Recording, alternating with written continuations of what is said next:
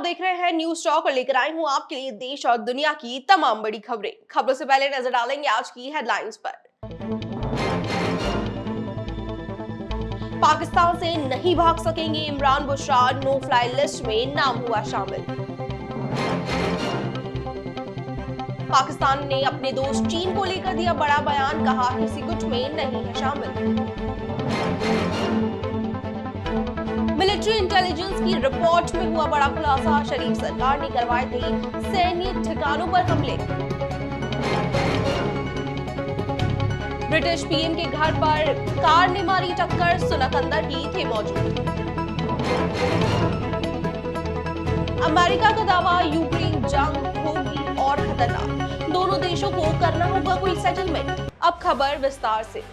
पाकिस्तान के पूर्व प्रधानमंत्री इमरान खान और उनकी पत्नी बुशरा बीवी अब मुल्क से भाग नहीं सकेंगे। पाकिस्तान तहरीर-ए-इंसाफ पीटीआई चेयरमैन इमरान का नाम नो फ्लाइंग लिस्ट में शामिल कर लिया गया है। दूसरी तरफ army chief general Asim Munir ने गुरुवार को कहा, फौज के ठिकानों पर हमला कराने वालों को हम नहीं भूलेंगे और न उन्हें भूलने देंगे।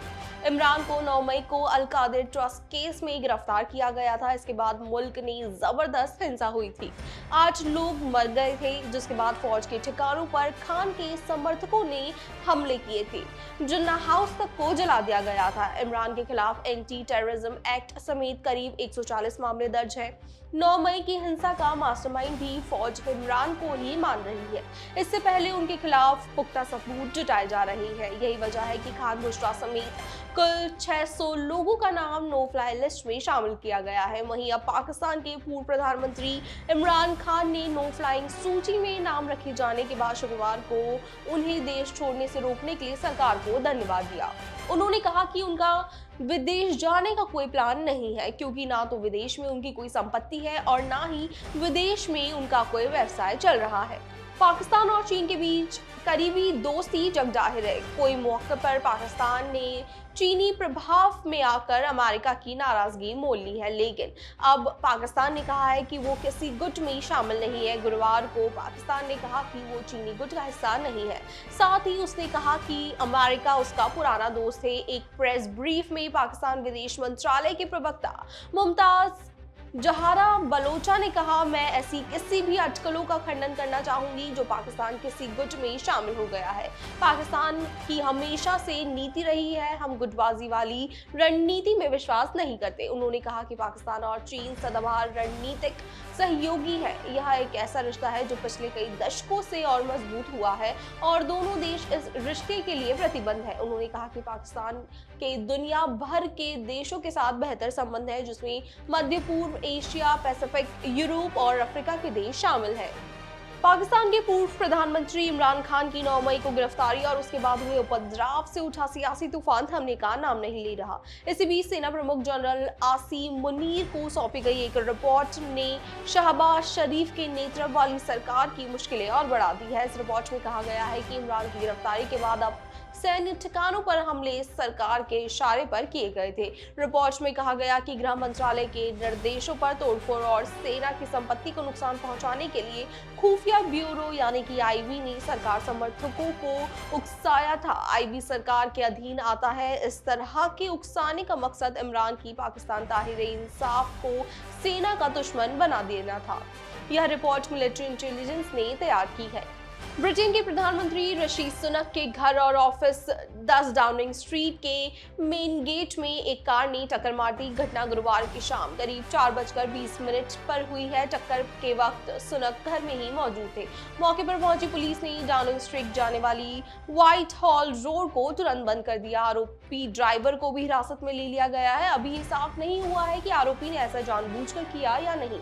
कार को भी जब्त कर लिया गया है और आरोपी को जेल भेज दिया गया है। घटना में किसी भी घायल होने की खबर नहीं है। टक्कर का वीडियो भी सामने आया है, जिसमें एक सिल्वर रंग की गाड़ी डाउनिंग स्ट्रीट के गेट से टकराती हुई नजर आ रही है। इसके तुरंत बाद पुलिस की कई गाड़ियां वहां पर पहुंची। उसके साथ स्नीफर डॉग और बॉम्ब स्क्वाड भी मौजूद था। जांच के बाद रास्तों को आम जनता के लिए फिर से खोल दिया गया। आरोपी पर फिलहाल क्रिमिनल डैमेज और खतरनाक तरीके से कार चलाने के आरोप लगाए गए हैं। उस पर आतंक से जुड़े कोई आरोप अभी तक नहीं लगाए गए। अमेरिका की joint chief of staff general mark मिले ने कहा है कि रूस यूक्रेन जंग और भी खतरनाक और मुश्किल होने वाली है। दोनों देशों को एक सेटलमेंट पर पहुंचना होगा, नहीं तो जंग बेनतीजा होगी जिसमें किसी देश को जीतना हासिल नहीं होगी। रूस यूक्रेन जंग पर मार्क मिले का ये कमेंट तब आया जब पिछले हफ्ते ही अमेरिका से कुछ अधिकारियों ने कहा था कि दोनों देशों के बीच की लड़ाई फ्रोजन कॉन्फ्लिक्ट की तरह आगे बढ़ रही है, यानी ऐसी दिशा में बढ़ रही है जिसमें लड़ाई तो थम जाएगी लेकिन कोई शांति समझौता नहीं हो पाएगा। इसके चलते हमेशा जंग से फिर से शुरू होने का डर लगा रहेगा। गुरुवार को एक प्रेस कॉन्फ्रेंस के दौरान मार्क ने कहा कि यूक्रेन पर हमले का मकसद सेना के जरिए वहां की सरकार को गिराना था, जो रूस के लिए संभव नहीं हो पाया। रूस को इस जंग में जीत हासिल नहीं हो पाएगी। अमेरिका के चीफ ऑफ स्टाफ ने ये बात यूक्रेन डिफेंस कॉन्ट्रैक्ट ग्रुप के देशों के बीच बातचीत के बाद कही। हालांकि उन्होंने ये भी कहा है कि रूस के कब्जे से अपने इलाके छुड़ाने के लिए यूक्रेन को काफी वक्त लगेगा। US food and drug administration ने गुरुवार को एडल्ट्स में हल्के से मध्यम कोविड-19 जो अस्पताल में भर्ती होने सहित गंभीर कोरोना वायरस के बढ़ने के उच्च जोखिम में है, उनके इलाज के लिए दुनिया की पहली मौखिक एंटीवायरल पैक्सलोविड को मंजूरी दे दी है। आपको बता दें कि अमेरिकी दिग्गज फाइजर द्वारा निर्मित पैक्सलोविड एडल्ट्स में कोविड-19 के इलाज के लिए यूएस एफडीए द्वारा अनुमोदित चौथी दवा है और पहली ओरल एंटीवायरल गोली है। अब तक पैक्सलोविड को अमेरिका की एक आपातकालीन उपयोग प्राधिकरण यानी कि ईयूए के तहत बेचा जा रहा था। दक्षिण कोरिया में शुक्रवार को एक बड़ा हादसा होने से टल गया। आपको बता दें कि यहां एशियाना एयरलाइंस A321 विमान का एक दरवाजा डेगू एयरपोर्ट पर लैंड करने के कुछ देर पहले ही हवा में खुल गया। हालांकि गनीमत रही कि विमान को सुरक्षित उतार लिया गया। इस दौरान किसी भी यात्री को चोट आने की या गंभीर रूप से जख्मी होने की खबर नहीं है। विमान के उतरने के बाद 9 लोगों को सांस लेने में तकलीफ के चलते अस्पताल में भर्ती करवा दिया गया था।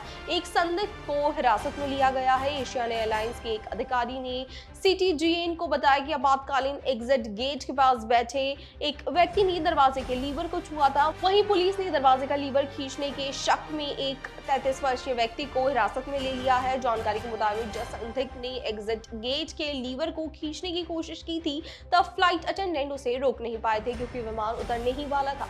पुलिस ने बताया कि हिरासत में लिया गया शख्स नशे में नहीं था। उसने ऐसा क्यों किया, इस पर अभी तक कोई जवाब नहीं दिया गया है। एक अधिकारी ने बताया कि उसने एक सामान्य बातचीत करना मुश्किल है। अब उसके अपराध के मकसद से जांच करेंगे और उसे सजा दिलवाएंगे। पुलिस ने कहा है कि वह अकेले यात्रा कर रहा था।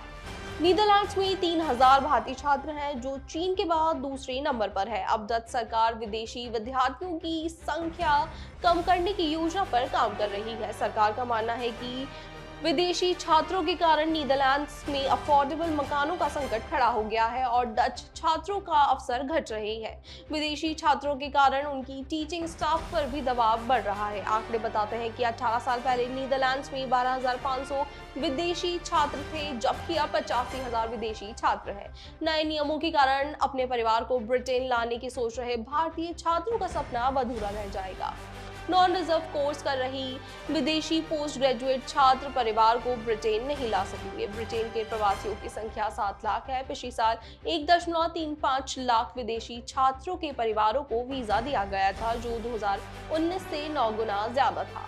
लंदन में टीपू सुल्तान की 18वीं सदी में बनी तलवार 143 करोड़ रुपए में बिकी है। इसकी जानकारी नीलामी करने वाले ऑक्शन हाउस बॉन हम्स ने दी है। रिपोर्ट्स में बताया गया है कि नीलामी से मिलने वाली रकम उम्मीद से 7 गुना ज्यादा है। वहीं ये तलवार अब तक की सबसे महंगी बिकने वाली भारतीय और इस्लामिक ऑब्जेक्ट यानी कि वस्तु है। ऑक्शन हाउस की साइट के मुताबिक तलवार को टीपू की हार के बाद उनके बेडरूम से निकाला गया था। ये तलवार टीपू सुल्तान के अहम हथियारों में शामिल थी। इसके हैंडल पर सोने से शासक की तलवार लिखा हुआ है। मुगलों के हथियार बनाने वालों ने टीपू की तलवार जर्मन ब्लेड देकर बनाई थी। इसे 16वीं सदी में भारत भेजा गया था। तलवार के हैंडल पर सोने से शब्दों में उकेरे गए हैं जिसमें भगवान की 5 क्वालिटीज बताई गई है। ऑक्शन हाउस के नीमा संघार्ची ने बताया कि नीलामी के दौरान तलवार खरीदने के लिए लोगों के बीच काफी कंपटीशन देखने को मिला था। ब्रिटेन की पूर्व महारानी एलिजाबेथ को 1983 में मारने की धमकी दी गई थी। तब वो अपने पति फिलिप्स के साथ कैलिफोर्निया के दौरे पर आई थी। जांच एजेंसी एफबीआई की फाइल्स में इस बात का खुलासा हुआ है। एफबीआई के मुताबिक एलिजाबेथ के दौरे से करीब 1 महीने पहले 4 फरवरी को सैन फ्रांसिस्को के एक पुलिस ऑफिसर को ये धमकी मिली थी। बाद में ऑफिसर ने एफबीआई को इसकी सूचना दी थी। फाइल्स में धमकी देने वाले शख्स की गिरफ्तारी से जुड़ी कोई जानकारी नहीं है। उसने पुलिस ऑफिसर को कहा था कि वो अपनी बेटी की मौत का बदला लेना चाहता है। उसकी बेटी को रबर की गोली से नॉर्थ आइलैंड में मार दिया गया था। वो महारानी को नुकसान पहुंचाने की पूरी कोशिश करेगा, इसलिए वो गोल्डन गेट ब्रिज से उनकी बोट पर कुछ फेंक देगा। जब वो योसेमिटी नेशनल पार्क जाएंगी तब उनकी हत्या की कोशिश भी करेगा। इसी के साथ आज की खबरों में बस इतना ही। जुड़े रहिए न्यूज़ चौक के साथ।